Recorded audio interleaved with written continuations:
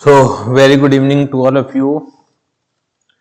शुरू करते हैं आज का लेक्चर डेप्रिसिएशन। लास्ट क्लास में मैंने आपको जो मुझे लग रहा है क्वेश्चन 10 करा दिया था। क्वेश्चन नंबर 10 नहीं कराया था, question number 9 we have completed. तो आज से क्वेश्चन नंबर 10 शुरू करते हैं हम लोग। हमने अभी तक जितनी भी क्लासेस की हैं, एक फंडामेंटल डेप्रिसिएशन का किया है कि डेप्रिसिएशन क्या है, कौन कौन से मेथड हैं, ट्रीटमेंट और डेप्रिसिएशन क्या है। एक बार मैं फिर दोबारा से एक रिकैप दे रहा हूं बहुत फास्ट कि method of calculation of depreciation तो वो दो ही हैं। एक तो है SLM और दूसरा है WDV method, straight line method and written down value method. Calculation दो ही तरीके से हो सकती है, ठीक है ना। आपकी अगर क्लास 11th की मैं बात करूं, अदरवाइज कैलकुलेशन के मेथड और भी है। और जहां तक ट्रीटमेंट की बात है कि रिकॉर्डिंग कैसे करोगे आप, उसे आप जर्नलाइज कैसे करोगे, जर्नल एंट्री कैसे बनाओगे, उसके 3 मेथड हैं।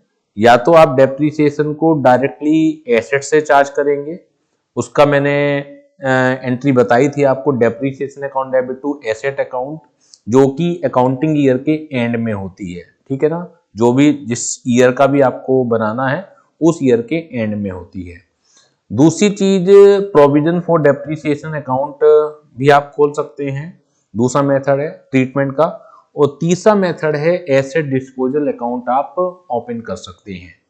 जहां तक क्लास 11th की सिलेबस की बात है, मैं पहले भी बता चुका हूं, हर क्लास में ही मैं रिपीट कर देता हूं कि ये टीचर्स के ऊपर डिपेंड करता है कि वो ट्रीटमेंट में तीनों ट्रीटमेंट देते हैं या कोई एक ट्रीटमेंट देते हैं। मैं तीनों ही कराऊंगा। पहले पहला वाला कराऊंगा कि जहां पर depreciation directly charge to the asset account होता है, क्योंकि ये तो हर स्कूल में कराया ही जाता है, ये तो बेसिक है, जो इंडिस्पेंसेबल है, कराया ही जाएगा, ठीक है। जहां तक provision for depreciation account maintain की बात है, तो उनकी क्लासेस अलग रहेंगी। जिन स्कूलों में कराया जाता है वो क्लासेस भी देखिएगा। और एसेट डिस्पोजल अकाउंट बहुत कम स्कूलों में कराया जाता है, बहुत अच्छे लेवल के स्कूलों में कराया जाता है, तो उनकी क्लासेस भी अलग रहेंगी। जिन स्कूलों में कराया जा रहा है वो उसे देख लीजिएगा। बाकी नॉलेज चेक आपको करना है तो तीनों भी कर सकते हैं। अब हम बात करते हैं प्रैक्टिस प्रॉब्लम 10 की। यहां से अकाउंट बनाने का काम शुरू हो रहा है, यानी कि जो पेपर में फाइनली पूछा जाएगा डेप्रिसिएशन का क्वेश्चन, वो अकाउंट ही पूछा जाएगा। प्लांट अकाउंट बनाइए, मशीनरी अकाउंट बनाइए, एसेट अकाउंट बनाइए। उस अभी तक जो क्वेश्चन नंबर 9 थे, बहुत छोटी छोटी चीजों से कॉन्सेप्ट हमारे डेवलप हो रहे हैं, तो क्वेश्चन 9 उनके ऊपर बेस्ड थे। प्रॉब्लम 10 जो है वो मेन क्वेश्चन अभी स्टार्ट हो रहा है, पढ़ते हैं। Prepare the machinery account, only final balance are. आपको मशीनरी अकाउंट बनाना है। On 1 April 24 bought old machine for ₹45,000। आपने 1 अप्रैल 2024 को कुछ क्या एक पुरानी मशीनरी खरीदी 45,000 की। 1 अप्रैल 24 को ही 12,000 इसके ऊपर खर्च करे, मेकिंग इट यूजेबल।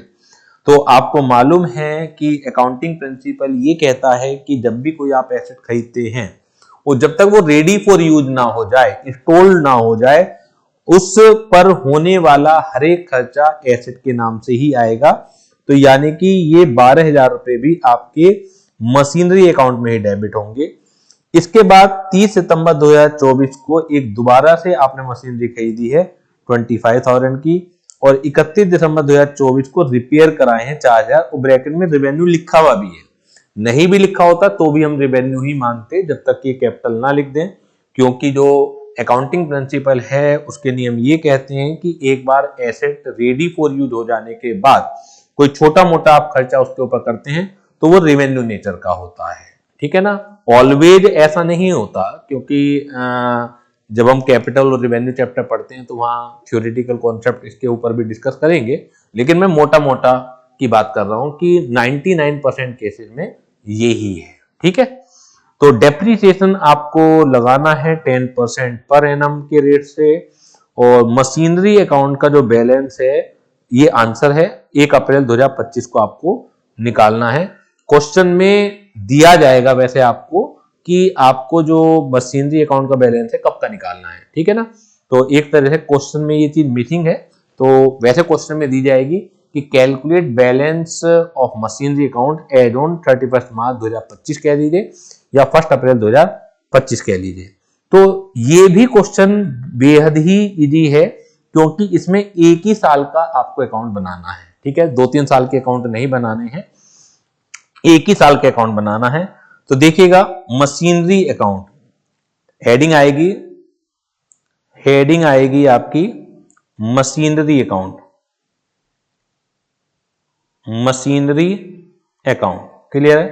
अकाउंट आपको याद आ रहा होगा कितने कॉलम बनते हैं उसके अंदर, टोटल 8 बनते हैं, 4 डेबिट के और 4 क्रेडिट के, ठीक है। लेकिन धीरे धीरे करके हम जो जीएफ का कॉलम है वो नॉर्मली यूज में नहीं लाते, तो 3 हम बनाएंगे डेबिट के और 3 बनाएंगे हम क्रेडिट के, क्लियर। तो ऐसा कुछ नहीं है कि मशीनरी अकाउंट बनाते वक्त हमें 6 बनाने हैं, बनते वो 4 ही हैं, लेकिन क्योंकि उसका यूज नहीं होता वो शुरुआत में आपको सिखा दिया जाता है कि आपको पता होना चाहिए कि लेजर में टोटल कितने कॉलम होते हैं, लेकिन धीरे धीरे करके जो यूजेबल चीजें हैं आगे वही काम आएंगी। तो 3 हम बनाएंगे डेबिट के अंदर और 3 बनाएंगे हम क्रेडिट के अंदर, क्लियर। तो डेबिट लेफ्ट हैंड साइड होगा और क्रेडिट हमारा राइट हैंड साइड होगा। एक अमाउंट का कॉलम है, एक पर्टिकुलर का कॉलम है और एक डेट का कॉलम है। 3 डेबिट के कॉलम होंगे और 3 क्रेडिट के होंगे। ये डेट हो गया, ये पर्टिकुलर्स हो गया, ये अमाउंट हो गया, क्लियर है। तो डेट डेबिट की डेट है, पर्टिकुलर्स डेबिट का, अमाउंट डेबिट का, ये क्रेडिट की डेट है, ये पर्टिकुलर डेबिट का और ये अमाउंट क्रेडिट का, क्लियर है। तो जर्नल एंट्री से ही बनता है अकाउंट लेजर। धीरे धीरे करके मैंने जब जर्नल एंट्री कराई फिर लेजर कराए तो मैंने कहा कि डायरेक्ट अकाउंट बनाना आना चाहिए आपको। तो यहाँ पर मैं जर्नल एंट्री भी करके आपको बताऊंगा फिर उसकी लेजर में पोस्टिंग। अगर आपकी थोड़ी बहुत भी कंसेप्ट अभी वीक है तो दोबारा से एक मौका दोबारा से मिल रहा है आपको। बाकी तो कोशिश ये कीजिए कि पहले जर्नल एंट्री मजबूत करें और लेजर मजबूत करें, ट्रायल बैलेंस मजबूत करें, तो उसके बाद ये चैप्टर होना चाहिए। आपने पहले मशीनरी खरीदी 1 अप्रैल 2024 को, तो इसकी जर्नल एंट्री क्या बनेगी? Machinery account debit to bank account, machinery account debit to bank account. सोचिए इस एंट्री के अंदर मशीनरी कहां आ रहा है? डेबिट में आ रहा है। तो जब मशीनरी अकाउंट में पोस्टिंग जाएगी तो वो भी डेबिट में ही जाएगी। किस नाम से जाएगी? टू बैंक अकाउंट 45,000 और यहां हम डेट डाल देंगे 2024 अप्रैल 1 टू बैंक अकाउंट। इसी दिन आपने 12,000 रुपए और खर्च किए मेकिंग इट यूजेबल, तो इसकी अगेन एंट्री बनेगी machinery account debit to bank. तो यहां पर हमने क्या कर दिया? टू बैंक कर दिया, ठीक है, 12,000 से। एक तरीका और है लेजर को डायरेक्ट बनाने का। मशीनरी अकाउंट एक एसेट का अकाउंट है, तो एसेट की बेसिक नेचर डेबिट होती है, ध्यान रखिएगा। तो जिन जिन ट्रांजैक्शन से मशीनरी बढ़ेगी वो सब डेबिट में आएंगी और जिन जिन ट्रांजैक्शन से मशीनरी रिड्यूस होगी वो सब क्रेडिट में एंट्री जाती रहेंगी, ठीक है। तो दोनों तरीके में बता रहा हूं। फंडामेंटली आपका एंट्री बनाना आना ही चाहिए, एंट्री से पोस्टिंग होनी है। लेकिन अगर हम क्रेमिंग की भी बात करें कि सर समय नहीं है, बस अब आप एक ऐसा तरीका बता दीजिए कि बस मेरे यूनिट टेस्ट में नंबर आ जाएं, मेरे हाफ ईयरली में नंबर आ जाएं, मेरे फाइनल एग्जाम में नंबर आ जाएं, तो उसका मैं तरीका आपको बता रहा हूं डायरेक्ट एसेट मतलब मशीनरी अकाउंट बनाने का, कि जिन जिन चीजों से मशीनरी बढ़ेगी वो सब डेबिट में आएंगे। तो अगर आप खरीदोगे मशीनरी बढ़ेगी, आपने उसके ऊपर 12,000 रुपए खर्च करे, उससे भी मशीनरी की वैल्यू बढ़ रही है।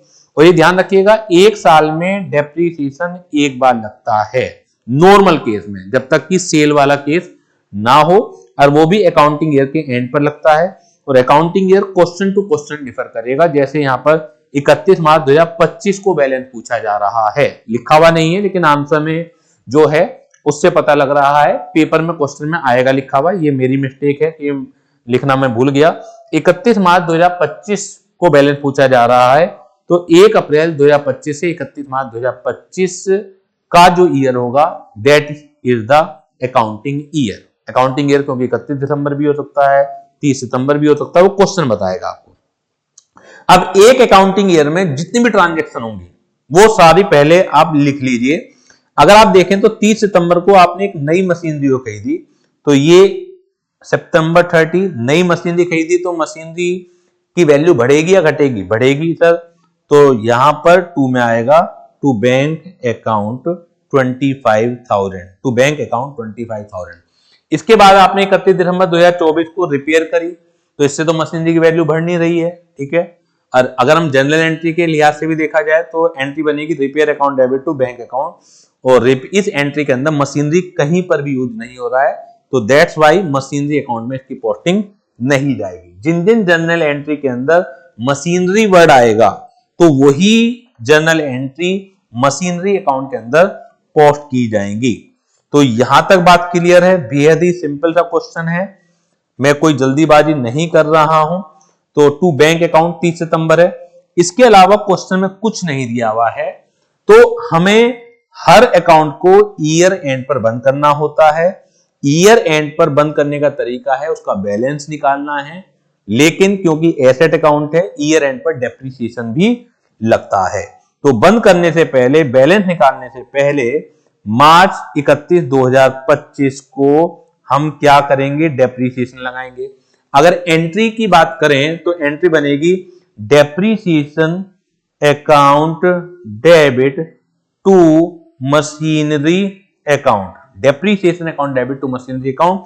अब आप खुद सोचिए कि यहां पर मशीनरी किस में आ रहा है? इस एंट्री के अंदर मशीनरी क्रेडिट में है, तो जब ये पोस्टिंग जाएगी मशीनरी में तो क्रेडिट में ही जाएगी, और नाम दूसरी साइड का आता है, यानी कि बाय डेप्रिसिएशन अकाउंट।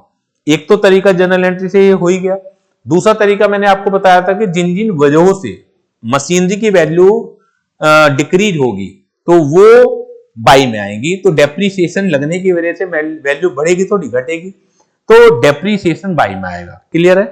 अब आपके पास 2 मशीनें हैं, तो एक प्रैक्टिस डाल लीजिए कि दोनों का आप अलग अलग करेंगे। ये बाद में जब क्वेश्चन और थोड़े से मुश्किल आएंगे तो वहां पर ये मेथड हेल्पफुल साबित होगा कि जितनी भी मशीनरी हैं, 1 है, 2 है, 3 है, 1 है तो बस बाय डेप्रिसिएशन लिख दिया, लेकिन 2 है तो M1 M2।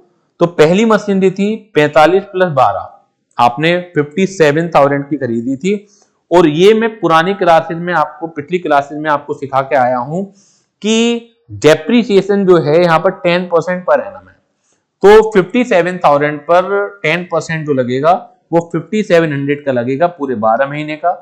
अब 12 महीने का लगाना है या नहीं लगाना, वो क्वेश्चन से आप डेट ऑफ परचेज से देखोगे। 1 अप्रैल 2024 से खरीद दिया, 31 मार्च 2025 को आप निकाल रहे हो, तो 1 अप्रैल 2024 से 31 मार्च 2025 तक अगर पीरियड देखेंगे तो पूरे 12 महीने का ये बैठ रहा है, तो 5700। क्लियर है? अब सेकंड मशीनरी देखें, 25,000 रुपए की आपने परचेज करी है, 25,000 रुपए की आपने परचेज करी है, पूरे साल का जो डेप्रिसिएशन है 10% 2500 का लगेगा, लेकिन क्योंकि ये मशीनरी 30 सितंबर को खरीदी गई है तो क्या पूरे 12 महीने का लगना चाहिए? The answer is no. Focus करना है आपको डेट पर, सोचिए कि क्या पूरे 12 महीने का लगना चाहिए? Answer is no. तो जब पूरे 12 महीने का नहीं लगना चाहिए, लगेगा कितने का? 30 सितंबर 2024 से 31 मार्च 2025 तक, ये बैठेंगे 6 महीने, तो 2500 का आधा कर दीजिए, 2500 का आधा कर दीजिए, ये वैल्यू आ जाएगी आपकी 1250, 1250 ये वैल्यू आ जाएगी। तो दोनों को ऐड कर लीजिएगा तो ये टोटल आ जाएगा 5096,950।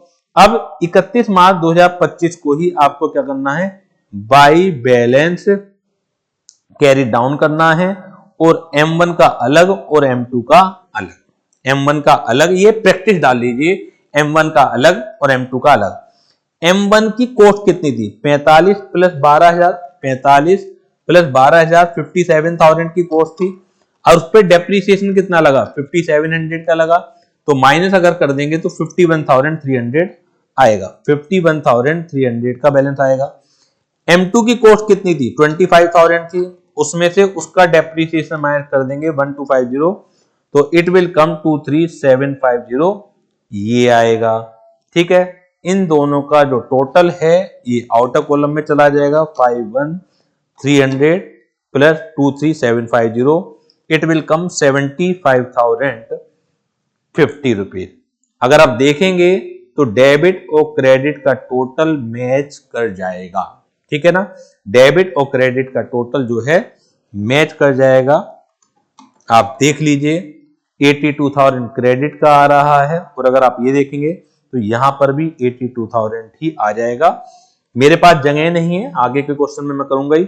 बैलेंस जब भी आप निकालें तो सीडी छोड़ के ना आए, वो उल्टी साइड में अगली डेट पर, यानी कि आपने बैलेंस निकाला है 31 मार्च 2025 को, तो आप इसे ब्रॉड डाउन भी करके आएंगे डेबिट साइड के अंदर, टू बैलेंस ब्रॉड डाउन। अगर पूछा जाएगा आपसे तो बैलेंस निकालने का, बैलेंस प्रेजेंट करने का तरीका सीडी का नहीं होता है, पहली बार में कैरी डाउन ही निकलेगा, लेकिन उसे बिल्कुल अपोजिट साइड में आप उतार के भी आएंगे, ब्रॉड डाउन करके आएंगे क्योंकि यहाँ पे क्रेडिट में निकला है, तो अगले साल की पहली तारीख, यानी कि अकाउंटिंग ईयर आपके 31 मार्च 2025 में समाप्त हो गया है इस क्वेश्चन में, तो अगला अकाउंटिंग ईयर शुरू होगा 1 अप्रैल 2025, अगली ही डेट से शुरू होगा।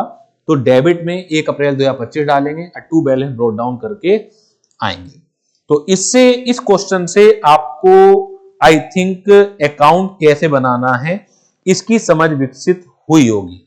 इस क्वेश्चन से आपको अकाउंट कैसे बनाना है ये पता लग गया होगा। क्लियर है? जिन्हें भी कॉपी करना है फटाफट कॉपी कर लीजिए, जिन्हें भी कॉपी करना है कॉपी कर लीजिए। थोड़ा सा फिगर्स इधर उधर हो गई हैं, ठीक है, अब तो काफी कुछ गड़बड़ हो गई है फिगर्स के अंदर, कोई बात नहीं। अब क्वेश्चन नंबर 11 देखिएगा, क्वेश्चन नंबर 11 को एक बार पढ़ लेते हैं। Question number 11, on 1 April 2021 Kunal traders purchase 5 machine at the rate 55,000 each. Kunal traders ने 5 मशीनें 55,000 रुपए, हर एक मशीन की कीमत है। 1 अप्रैल 2021 को 5 मशीनें खरीदी, तो 5 मशीनों की कीमत जो आएगी 55,000 इंटू 5 आएगी। 1 machine sold on 1 April 2023 at a loss of 9,000। इन्होंने बता दिया कि एक मशीन 9,000 रुपए के लॉस पर बिकी है। नॉर्मली क्वेश्चन में ये आता है कितने की बिकी है, लॉस आपको निकालना होता है, लॉस या प्रॉफिट आपको निकालना होता है, लेकिन यहां पे लॉस बता दिया तो हमें ये निकालना पड़ेगा कितने की सेल हुई है। Second machine sold on 1 July 24 at a loss of 11,000। New machinery purchase on 1 October 24 for 95,000। डेप्रीसिएशन 10% SLM है। Find machinery account balance as on 1 April 2025, यानी कि 31 मार्च 2025 तक के आपको अकाउंट बनाने हैं। ठीक है, तभी 31 मार्च 2025 का बैलेंस आएगा, और यानी कि 1 अप्रैल 2025 का बैलेंस आएगा। बेहतरीन क्वेश्चन है, इसे बड़ा फोकसली आपको करना है।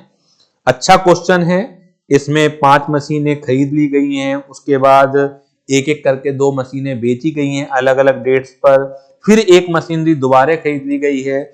अगर ये इस क्वेश्चन पे आपने फोकस कर लिया तो आप ये मान के चलिए डेप्रीसिएशन की 70-80% जंग आपने जीत ली, उसके बाद कुछ भी नहीं बचेगा है। कितने भी आप क्वेश्चन कर सकते हैं, अगर ये क्वेश्चन आपके समझ आ गया, और क्यों नहीं आएगा समझ में, अगर आपने पुराने लेक्चर को देखा होगा, जो मैंने क्वेश्चन किए दिए हैं वो किए होंगे जेन्युइनली, तो जरूर समझ में आएगा। तो क्वेश्चन नंबर 11, क्वेश्चन नंबर 11 हमें देखना है, क्वेश्चन नंबर 11 हमें देखना है। यहां पर स्पेस में क्रिएट कर लेता हूं क्वेश्चन को करने के लिए।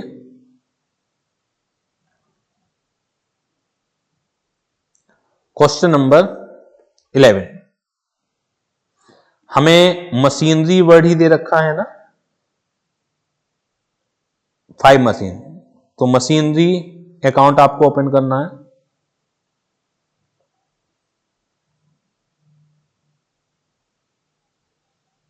मशीनरी अकाउंट ओपन करना है।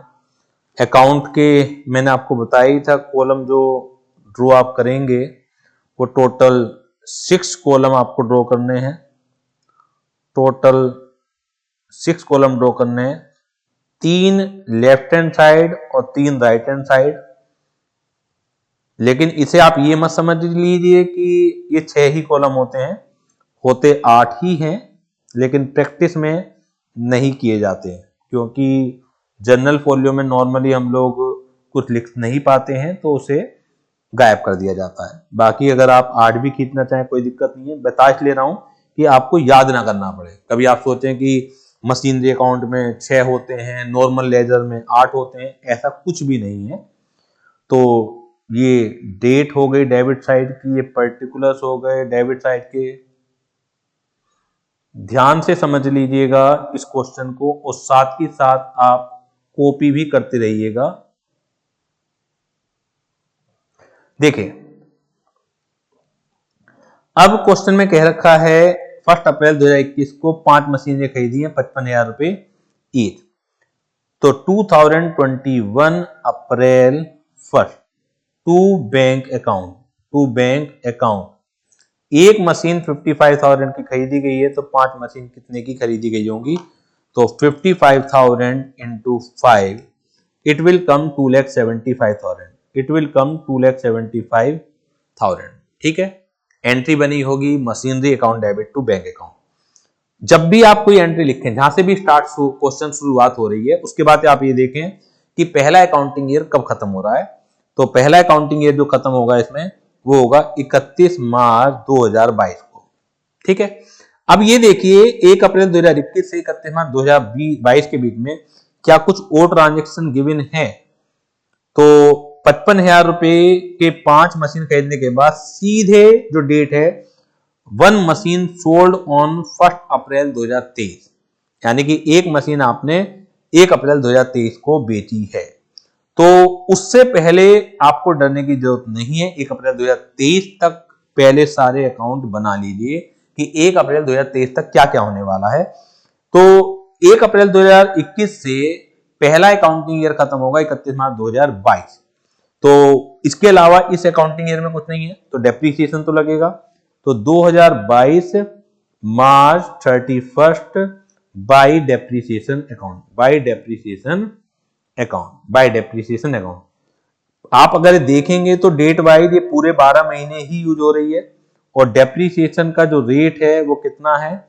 10% SLM है, 10% SLM है। ठीक है, तो 2,75,000 पर 10% आ जाएगा 27,500 पूरे 12 महीने का। देख लीजिएगा, क्योंकि डेट ऑफ परचेज थी 1 अप्रैल 2021 और आप डेप्रीसिएशन लगा रहे हैं 31 मार्च 2022 को, पूरे 12 महीने का डेप आ जाएगा। अब निकालोगे आप बैलेंस, और बैलेंस निकालने का तरीका क्या है? ये डेबिट साइड का टोटल है और क्रेडिट साइड में केवल 27,500 है। तो 2,75,000 में से 27,500 माइनस कर दीजिए, 2,47,500 ये टोटल यहां लिखा जाएगा। ये टोटल यहां लिखा जाएगा। इस बैलेंस को अपोजिट साइड उतारना है, यानी कि 2022 अप्रैल 1 टू बैलेंस ब्रॉट डाउन 2,47,500। अब आप ये सोचिए कि 1 अप्रैल 2022 वाला जो ईयर है कब फिनिश हो रहा है? वो 31 मार्च 2023 को फिनिश हो रहा है। तो क्या 31 मार्च 2023 से पहले क्या कुछ नई परचेज, कुछ सेल ऐसा गिवन है? क्वेश्चन में ये भी गिवन नहीं है, क्योंकि जो आपने सेल करी है वो करी है 1 अप्रैल 2023 को। 1 अप्रैल 2023 को आपने सेल करा है, उससे पहले आपने सेल नहीं करा। क्लियर होगी बात ये? अगर आप देखेंगे तो 1 अप्रैल 2023 को सेल हो रही है, 1 अप्रैल 2023 को सेल हो रही है at a loss of ₹9,000, at a loss of ₹9,000। 1 April 2023 की डेट है, ठीक है ना? तो यानी कि आप क्या कर सकते हैं, 2023 मार्च 31 में डेप्रीसिएशन लगा दीजिए बाय डेप्रीसिएशन अकाउंट। अब क्योंकि SLM मेथड पर आप चल रहे हैं, क्योंकि आप SLM मेथड पर चल रहे हैं, तो डेप्रीसिएशन जो पहले साल लगा था वही लगेगा 27,500। थोड़ा सा ये कुछ गड़बड़ हो रही है, मैं देख लेता हूं इसको कैसे दूर होगी।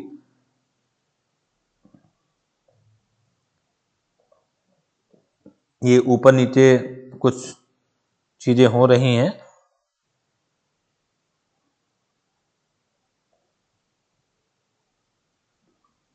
अभी भी दूर नहीं हो रही है।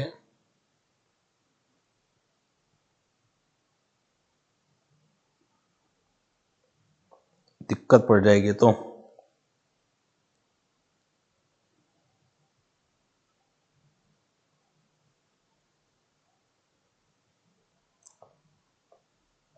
वन मिनट एक बार देख लेता हूं, क्योंकि आपको समझने में दिक्कत आएगी इसलिए मुझे करना पड़ रहा है।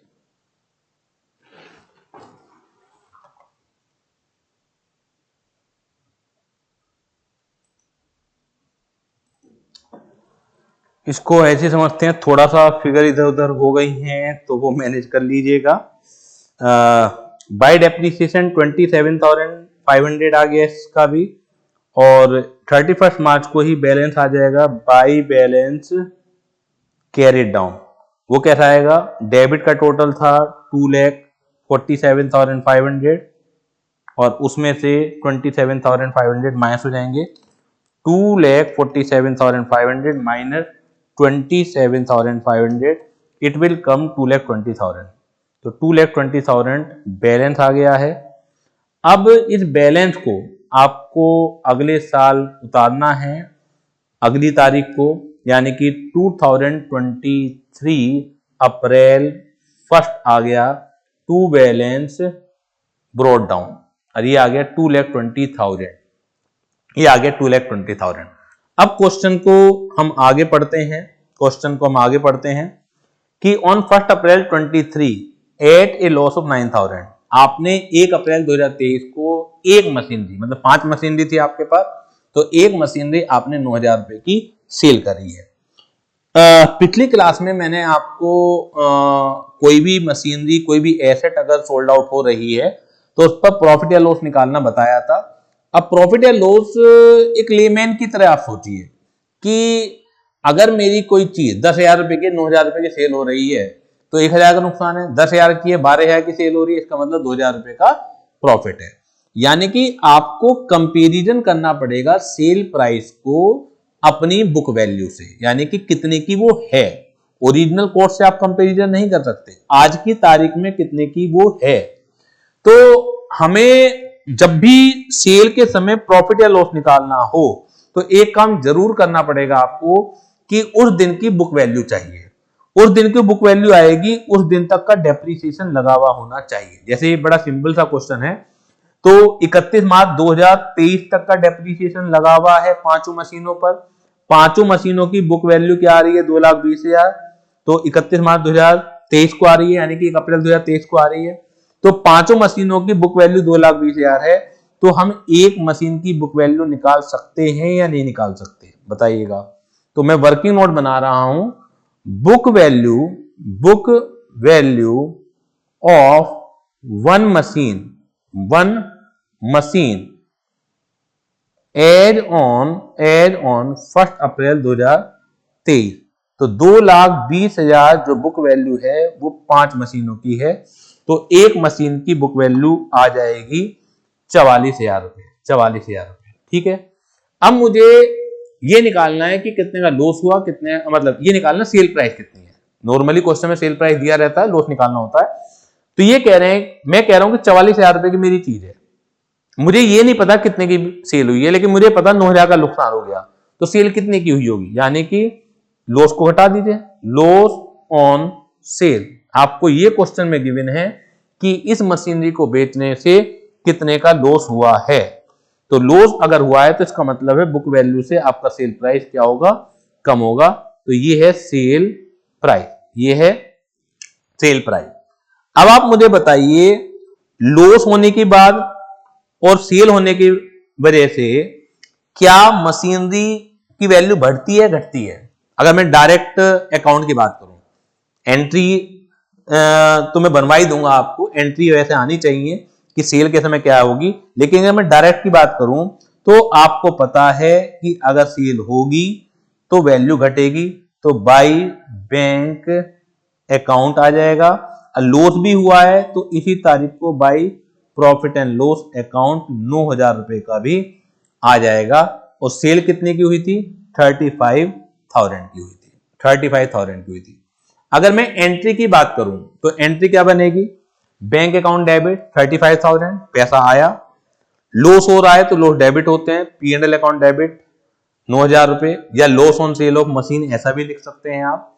और टू मशीनरी अकाउंट 44,000। मशीनरी उतने से क्रेडिट होगा, मशीनरी क्योंकि जा रही है तो वो क्रेडिट होगी, उतने से क्रेडिट होगी जितनी उसकी बुक वैल्यू है। अब क्वेश्चन में ये देखिए, क्योंकि हमारा जो अकाउंट क्लोज हो जाएगा ये 31 मार्च 2024 को हमारा क्लोज हो जाएगा, तो क्या क्वेश्चन में 31 मार्च 2024 से पहले कुछ और दे रखा है? 31 मार्च 2024 से पहले आप ये देखें, सेकंड मशीनरी जो बेची गई है 1 जुलाई 2024 को बेची गई है 11,000 रुपए के लॉस पर, तो वो 1 जुलाई 2024 की बात है, 31 मार्च 2024 को तो नहीं बेची गई। तो हम यहां पर 31 मार्च 2024 को क्या करेंगे? डेप्रीसिएशन लगाएंगे। अब ये ध्यान रखिएगा कि डेप्रीसिएशन 3 मशीनरी पर लगना है। एक मशीनरी तो सेल हो चुकी है, सॉरी 4 मशीनरी पर लगना, एक मशीनरी तो सेल हो चुकी है। पांचों मशीनों की कॉस्ट कितनी थी? 275। तो 4 मशीन की कॉस्ट कितनी होगी? निकाल लीजिए, 2,20,000। ये 2,20,000 रुपए आ रही है 4 मशीनों की कॉस्ट। तो 4 मशीनों पर जो डेप लगेगा, क्योंकि SLM पर लगा रहे हैं, तो 10% ऑन 2,20,000 मैंने आपको समझाने के लिए लिख दिया है। 2,20,000 कहां से आया? 4 मशीनें हैं आपके पास, 31 मार्च 2024 को 4 मशीनें हैं, तो उन पर 10% लग गया 22,000। और इसी मार्च को आप निकालेंगे by balance carried down. Balance कैसे निकालेंगे? डेबिट के टोटल में से क्रेडिट में जो जो एंट्री हैं वो माइनस कर दीजिए। डेबिट का टोटल है 2,20,000, इसमें से 35,000 माइनस कीजिए, इसमें से 9,000 माइनस कीजिए, इसमें से 22,000 माइनस कीजिए, ये आ जाएगा 1,54,000। ये आ जाएगा 1,54,000। तो ये बैलेंस आएगा 31 मार्च 2024 का। इस बैलेंस को अब मैं आगे अकाउंट यहां शुरू कर रहा हूं, 2024 अप्रैल 1, इसको लिखोगे टू बैलेंस ब्रॉट डाउन 1,54,000। अब 1 अप्रैल 2024 को जो ईयर शुरू होगा वो फिनिश कब होगा? 31 मार्च 2025 को फिनिश होगा। ठीक है, अब आपको ये देखना है कि 31 मार्च 2025 से पहले क्या कुछ हुआ है? 31 मार्च 2025 से पहले कुछ हुआ है क्या? तो अगर आप देखेंगे तो 1 जुलाई 2024 को एक मशीन यानी सेकंड मशीन 11,000 रुपए के लॉस पर बेची गई है। न्यू मशीनरी ऑन 1 अक्टूबर 2024 को खरीदी गई है, यानी कि दोनों ही घटनाएं एक 1 जुलाई को हो रही है और एक 1 अक्टूबर को हो रही है। दोनों ही घटनाएं 31 मार्च 2025 से पहले हो रही हैं। तो जो खरीदोगे आप वो तो 2 में आ जाएगा, अक्टूबर 1। टू बैंक अकाउंट, पहले खरीदने का झंझट निपटा लेते हैं, टू बैंक अकाउंट। ठीक है, अब एक मशीनरी आप बेच रहे हैं 2024 में ही जुलाई 1 को। ठीक है, अब मुझे बताइए 4 मशीनें हैं, सोचना पड़ेगा आपको, ये 4 मशीनें हैं 1,54,000 रुपए की। इन चारों मशीनों पर 31 मार्च 2024 तक का डेप लगा हुआ है। इन चारों मशीनों पर 31 मार्च 2024 का डेप लगा हुआ है, लेकिन अब इन चारों में से एक मशीनरी आप बेच रहे हैं 1 जुलाई 2024 को। तो अप्रैल 2024, मई 2024 और जून 2024 का डेप्रीसिएशन लगाएंगे या नहीं लगाएंगे? आंसर इज लगाएंगे। ठीक है, तो आप अब फिर वर्किंग नोट बनाएंगे। ये बहुत बढ़िया क्वेश्चन है, अगर ये क्वेश्चन आपके समझ में आ जाता है तो पूरा डेप्रीसिएशन आप ये समझ लीजिए कहीं दिक्कत आने वाली नहीं है।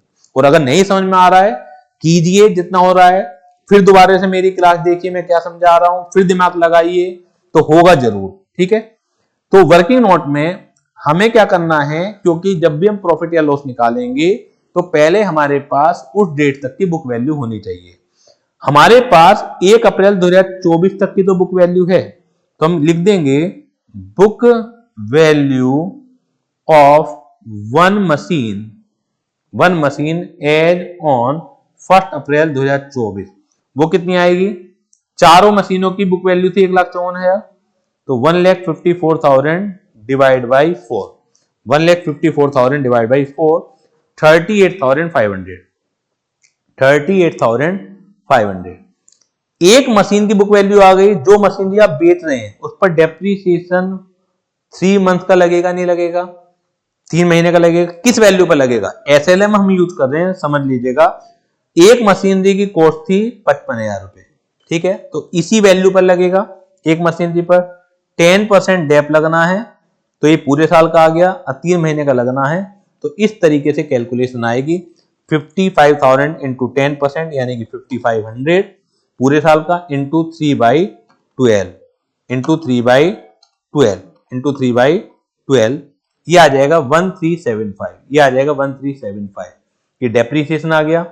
तो ये बुक वैल्यू बच गई, ये बुक वैल्यू बच गई एज ऑन 30th जून कह दीजिए या 1 जुलाई कह दीजिए, एक ही बात है। ये बुक वैल्यू बन गई 38,500 में से 1375 माइनस होंगे 37125। अगर मेरी ये मशीन 37125 में सेल हो जाती तो मैं ये नहीं कहता कि मुझे लॉस हुआ है, ना मैं ये कहता कि मुझे प्रॉफिट हुआ है। लेकिन क्वेश्चन ये कह रहा है कि लॉस तो हुआ है, क्वेश्चन ये कह रहा है लॉस तो हुआ है। लॉस कितने का हुआ है? 11,000 रुपए का लॉस हुआ है। तो मेरी जो चीज थी